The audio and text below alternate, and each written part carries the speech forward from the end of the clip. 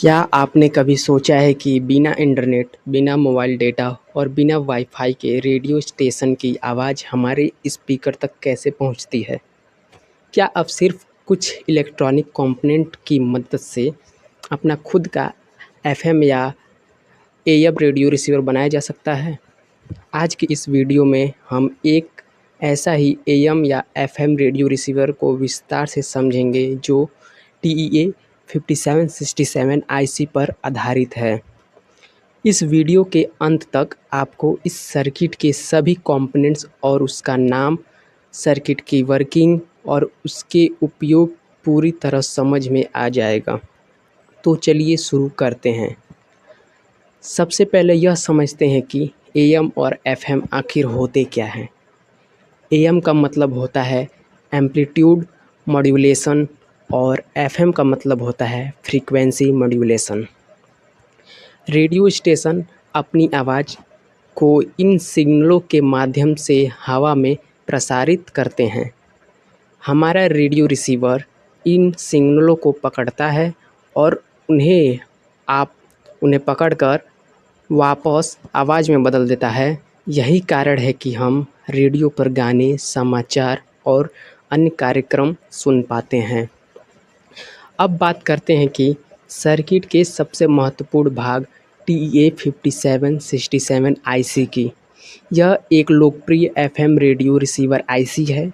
इसका मुख्य काम एफएम सिग्नल को प्राप्त करना और उन्हें ऑडियो सिग्नल में बदलना है।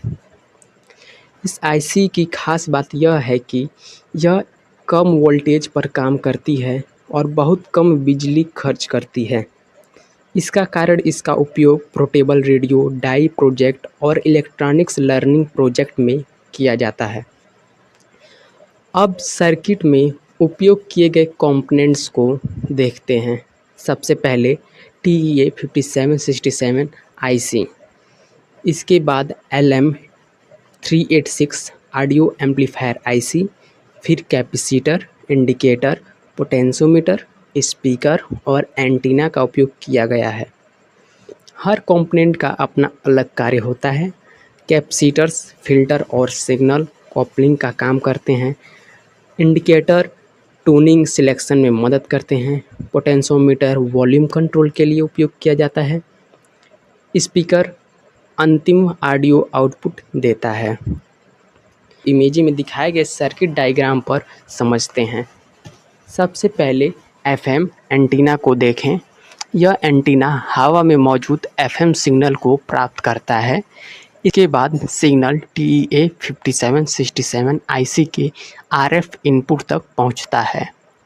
आईसी इन सिग्नल्स को प्रोसेस करती है और ऑडियो सिग्नल तैयार करती है। आईसी इन सिग्नल को प्रोसेस करती है और ऑडियो सिग्नल तैयार करती है। इसके बाद यह ऑडियो सिग्नल LM386 एम्पलीफायर तक जाता है।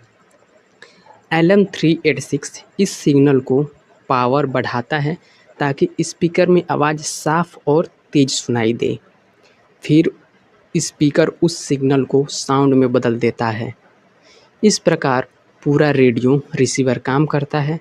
अब टीईए 5767 आईसी की महत्वपूर्ण पिन्स को समझते हैं। AFOUT पिन ऑडियो आउटपुट देती है। AGND और DGND ग्राउंड कनेक्शन के लिए उपयोग होता है।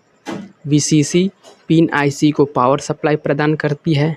RFIN पिन एंटीना से सिग्नल प्राप्त करती है। SDA और SCL पिन कम्युनिकेशन के लिए होता है। इन पिन्स की सही समझ किसी भी इलेक्ट्रॉनिक स्टडी के लिए बहुत महत्वपूर्ण होती है। सिर्फ रेडियो सिग्नल प्राप्त करना पर्याप्त नहीं होता, उसे स्पीकर तक पहुंचाने के लिए एम्प्लीफिकेशन की आवश्यकता होती है। यहीं पर LM386 एम्पलीफायर आईसी का उपयोग किया जाता है।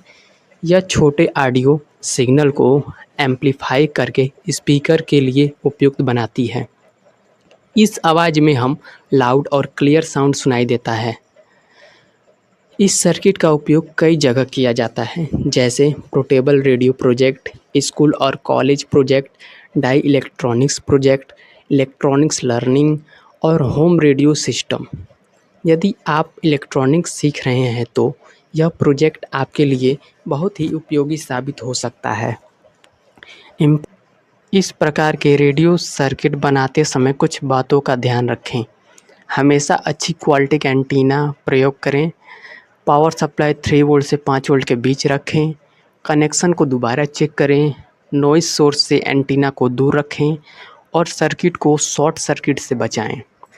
तो दोस्तों, आज हमने TEA 5767 आधारित AM और FM रेडियो रिसीवर को विस्तार से समझा।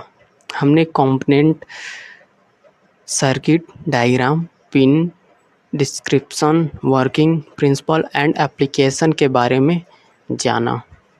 अगर आपको यह वीडियो पसंद आई हो तो वीडियो को लाइक करें, अपने दोस्तों के साथ शेयर करें और चैनल आयुष 3D वायरिंग को सब्सक्राइब करना बिल्कुल ना भूलें।